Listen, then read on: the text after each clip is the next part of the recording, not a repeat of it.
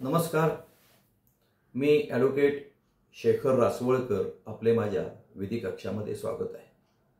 मित्रांनो, परक्राम्य लेख अधिनियम म्हणजे निगोशिएबल इन्स्ट्रुमेंट ॲक्ट अन्वये जेव्हा ट्रायल कोर्टाकडून आरोपीला शिक्षा सुनावली जाते आणि त्या शिक्षेविरुद्ध आरोपी सेशन कोर्टाकडे जेव्हा क्रिमिनल अपील दाखल करतो, ते अपील दाखल केल्यानंतर सेशन कोर्टाने त्याचं क्रिमिनल अपील रद्द करून खालच्या कोर्टाचा निकाल कायम केला व त्या निकालाविरुद्ध आरोपीने पुन्हा हायकोर्टामध्ये क्रिमिनल रिव्हिजन दाखल केलं आणि ते रिव्हिजन उच्च न्यायालयाने फेटाळलं.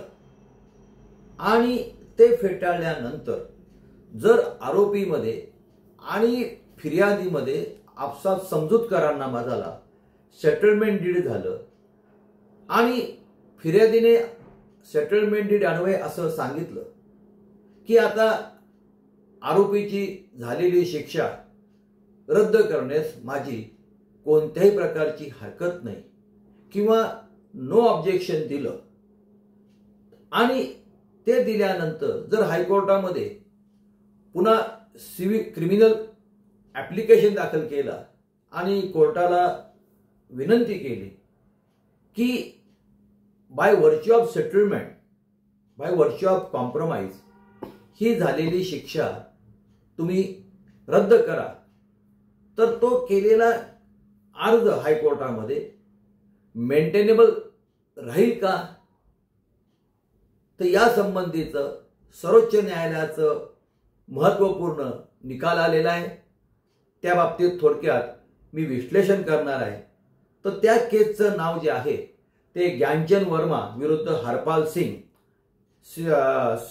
SLP नंबर 8050/2025 आहे आणि जस्टिस न्यायमूर्ती अरविंद कुमार आणि जस्टिस संदीप मेहता यांनी तो 11/8/25 रोजी निकाल दिलेला आहे. ही जी घटना घडलेली आहे ही पंजाब या राज्यामधीलची घटना आहे.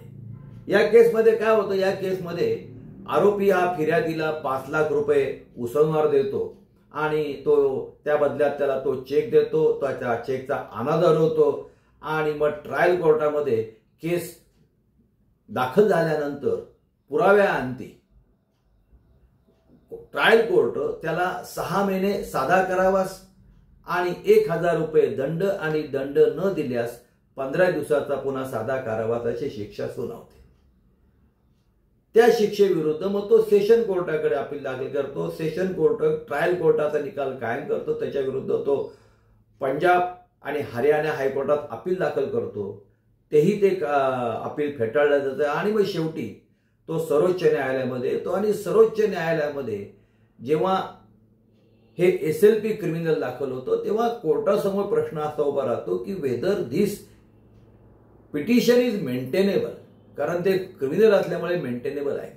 मग सर्वोच्च न्यायालय काय करतं, सर्वोच्च न्यायालय दोन्ही वकिलांचा युक्तिवाद हे शांतपणे ऐकतात, उपलब्ध असलेलं रेकॉर्ड चेक करतात आणि त्यांनी ते ऐकल्यानंतर त्यांच्या अशा लक्षात येतं की it is a civil wrong आणि सिव्हिल रॉंग असल्यामुळे त्यांनी असं सांगितलं की 2002 साली काहीतरी त्याच्यामध्ये अमेंडमेंट आलेली 147 सेक्शन काय म्हणतो की ऑफेन्स टू बी कंपाऊंडेबल.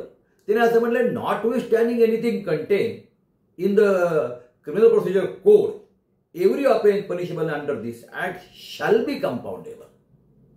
त्यांनी असं म्हटलं की ही जी अमेंडमेंट आल्यामुळे आणि हा सिव्हिल रॉंग आहे आणि हा ऍक्ट आणण्याचा उद्देश काय होता, तर हा ऍक्ट आणण्यापाठीमागचा उद्देश असा होता की जे काही बिझनेस ट्रान्झॅक्शन होतात एकमेकांमध्ये ते सुरळीतपणे व्हावे, हा त्या पाठीमागचा हेतू होता. जरी हा क्रिमिनल लॉ असला पण by amending at section 147 shall be compoundable and it is civil wrong. हे सगळं त्यांनी तपासलं आणि त्यांनी असं सांगितलं की खालच्या कोर्टाने जो त्यांचा कॉम्प्रोमाइजचा जो पिटिशन होता तो फेटाळला. त्यांनी सांगितलं नाही, इट शॅल बी कंपाऊंडेबल. ते त्याचा अर्ज मंजूर करतात. म्हणजे आता यापुढे काय झालेलं आहे, यापुढे आता असं झालेलं आहे की जर फिर्यादी आणि आरोपी यांच्यामध्ये कोणत्याही क्षणी जर समजूत झाली तर ती समजूत करता येईल. हा सर्वोच्च न्यायालयाचा निर्णय. मित्रांनो, तुर्तास इथेच थांबतो. तुम्हाला माझा हा व्हिडिओ आवडला, आपण लाईक करा, शेअर करा, सबस्क्राईब करा. धन्यवाद.